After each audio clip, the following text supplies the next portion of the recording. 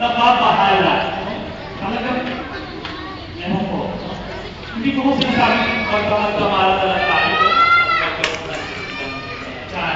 At tumingin sa tumingala sa kuya-kuya. Hindi po gano'n. Oh, si mo, upload ko yan. Iwan-iwana, wala namang ginagawa. Sa YouTube. Video to men eh.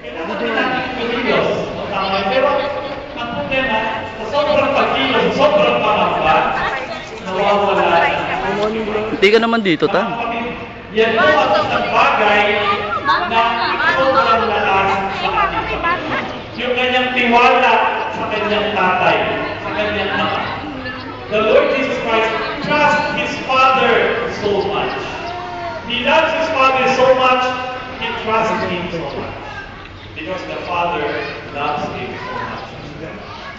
Sobrang mahal nila ang isa't isa, kaya gano'ng kalakas ang kanilang tiwala. Isipin mo yan, no?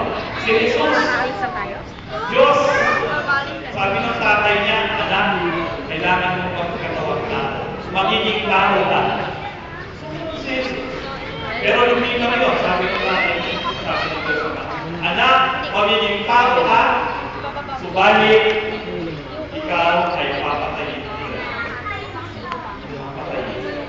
Mga kapatid, the Lord knows from the start when He will begin. But because He trusts His Father so much, hindi ko siya